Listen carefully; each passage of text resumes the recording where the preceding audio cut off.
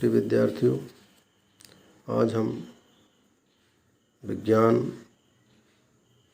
कक्षा 9 के अध्याय 4 परमाणु संरचना का अध्ययन करेंगे। परमाणु के संबंध में सबसे पहले डाल्टन ने प्रस्तुत किया कि परमाणु पदार्थ का अविभाज्य कण है। इसे न तो नष्ट किया जा सकता न बनाया जा सकता। रदरफोर्ड की ये धारणा सदियों तक विज्ञान जगत में प्रचलित रही, लेकिन आगे चलकर जब इलेक्ट्रॉन की खोज हुई, प्रोटॉन की खोज हुई, न्यूट्रॉन की खोज हुई, तब डाल्टन की ये जो धारणा है गलत साबित हो गई। अब जब इलेक्ट्रॉन प्रोटॉन की खोज हो गई, तब इलेक्ट्रॉन और प्रोटॉन परमाणु में किस प्रकार से व्यवस्थित हैं, इस पर समय समय पर वैज्ञानिकों ने अपने अपने मॉडल प्रस्तुत किए, अपने अपने विचार प्रस्तुत किए। इस संदर्भ में सबसे पहला विचार थॉमसन का आया। थॉमसन ने परमाणु मॉडल प्रस्तुत करते हुए बताया कि परमाणु एक धन आवेशित गोले की भांति है और इस धन आवेशित गोले में इलेक्ट्रॉन बीच बीच में धंसे रहते हैं। यह ठीक उसी प्रकार से होता है जैसे तरबूज और उसके अंदर जो दाने धंसे रहते हैं वो इलेक्ट्रॉनों की तरह हैं। लेकिन थॉमसन का जो परमाणु मॉडल है, ये परमाणु के विद्युत उदासीन होने की व्याख्या तो किया कि चूँकि उसमें धन आवेशित कण प्रोटॉन और ऋण आवेशित कण इलेक्ट्रॉन बराबर मात्रा में होते हैं और वो एक दूसरे को संतुलित किए रहते हैं, धनावेश और ऋणावेश, इसलिए परमाणु विद्युत उदासीन होता है। लेकिन बाद के जो और प्रयोग इस संदर्भ में किए गए, उन तमाम वैज्ञानिक प्रयोगों और कसौटियों पर यह खरा नहीं उतर पाया, जिसके कारण आगे आने वाले वैज्ञानिकों ने इसे अमान्य घोषित कर दिया और इस प्रकार से ये थॉमसन का परमाणु मॉडल एक इतिहास बनकर रह गया। इसके पश्चात परमाणु के संदर्भ में रदरफोर्ड ने अपना प्रयोग किया। उनका ये प्रयोग अल्फा कण प्रकीर्णन के नाम से जाना जाता है। रदरफोर्ड ने स्वर्ण पत्र लिया, सोने की एक बहुत पतली पन्नी, लगभग 0.001 सेंटीमीटर मोटी। इस पन्नी पर उन्होंने अल्फा कणों की बौछार किया। जब इस पन्नी पर अल्फा कणों की बौछार किया तो चूंकि अल्फा कणों में धन आवेश होता है और जब ये धन आवेशित अल्फा कण इस स्वर्ण पत्र में डाले गए तो इनका एक बहुत बड़ा हिस्सा पन्नी के आर पार निकल गया। जिस दिशा में वो पन्नी पर आए थे उसी दिशा में पन्नी के दूसरी तरफ चले गए, बगैर मार्ग से विचलित हुए। कुछ तादाद में कण ऐसे थे जो पन्नी के आर पार तो चले गए, लेकिन अपना रास्ता भटक गए, यानी कि मार्ग से विचलित हो गए। और बहुत कम तादाद में कण थे जो जिस दिशा में गए उसी दिशा में वापस आ गए, माने जिस मार्ग से परमाणु से टकराए उसी मार्ग में वो अब उल्टी दिशा में वापस आ गए। रदरफोर्ड इस प्रयोग को देखने के पश्चात ये निष्कर्ष निकाले कि परमाणु का एक बहुत बड़ा हिस्सा खोखला होता है और उस खोखले भाग में जो अल्फा कण पड़े वो सीधे आर पार चले गए। जो अल्फा कण नाभिक के आसपास से गुजरे तो चूंकि नाभिक में भी धनावेश होता है और अल्फा कणों में भी धनावेश था, तो वो नाभिक से दूर हटे और अपने मार्ग से विचलित हो गए, और जो अल्फा कण सीधे नाभिक में जाके पड़े वो अपनी दिशा में विपरीत मार्ग की ओर वापस आ गए।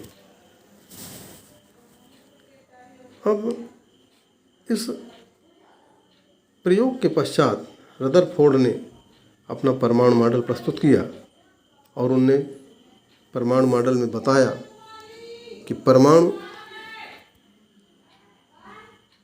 का अधिकांश भाग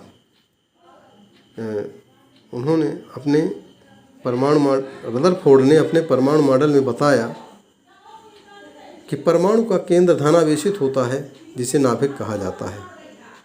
परमाणु का केंद्र धनावेशित होता है जिसे नाभिक कहा जाता है, और परमाणु का संपूर्ण द्रव्यमान नाभिक में केंद्रित रहता है, और इस केंद्र के चारों ओर इलेक्ट्रॉन वृत्ताकार मार्ग में चक्कर लगाता है।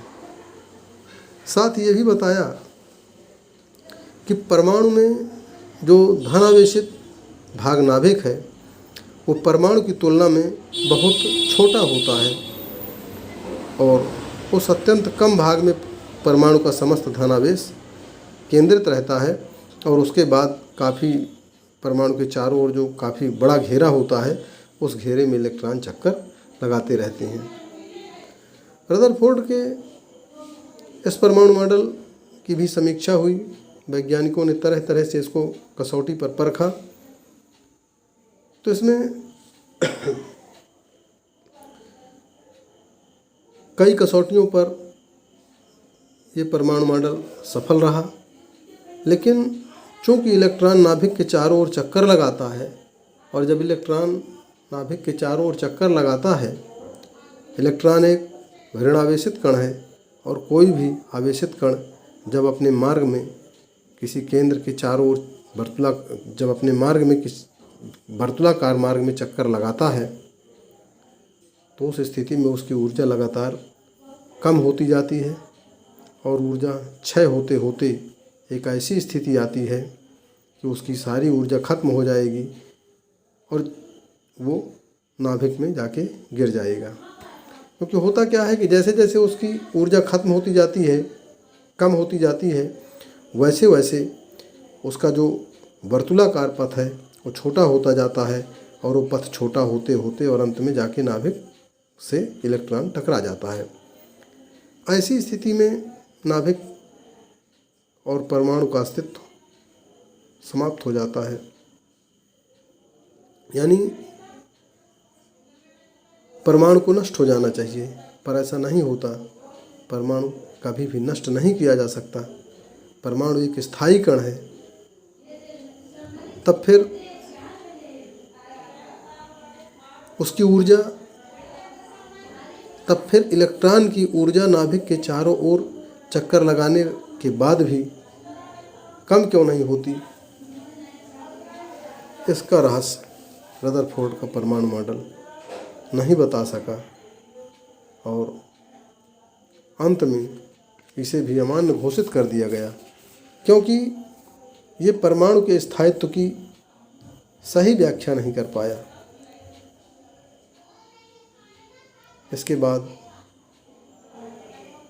नील्स बोर ने अपना परमाणु मॉडल प्रस्तुत किया। नील्स बोर के अनुसार इलेक्ट्रॉन कुछ निश्चित कक्षाओं में चक्कर लगाते हैं। प्रत्येक इलेक्ट्रॉन की अपनी एक निश्चित कक्षा होती है, और उस कक्षा में जब तक कोई इलेक्ट्रॉन चक्कर लगाता रहता है तब तक उसकी ऊर्जा में कोई कमी नहीं होती। इन कक्षाओं को ऊर्जा कोष या ऊर्जा स्तर कहा जाता है। इन कक्षाओं में इलेक्ट्रॉन चाहे जब तक चक्कर लगाता रहे उसकी ऊर्जा नष्ट नहीं होगी। यदि वो ज़्यादा ऊर्जा प्राप्त कर लेगा तो दूसरे ज़्यादा ऊर्जा वाले ऊर्जा स्तर में चला जाएगा, और यदि किसी कारणवश उसकी ऊर्जा घट जाएगी तो वो कम ऊर्जा वाले ऊर्जा स्तर में चला आएगा। लेकिन वो इलेक्ट्रॉन चक्कर केवल एक निश्चित ऊर्जा स्तर में ही लगाएगा ताकि उसकी ऊर्जा सतत बनी रहे। इस प्रकार से परमाणु के स्थायित्व की व्याख्या नील्स बोर के नील्स बोर के सिद्धांत के अनुसार हुई। नील्स बोर का परमाणु सिद्धांत आज सर्वमान्य है और इस सिद्धांत के अनुसार तमाम वैज्ञानिक आगे खोज कर रहे हैं। आज के लिए इतना ही। आगे फिर अगले अध्याय में, इसी अध्याय में आगे फिर देखेंगे अगले दिन।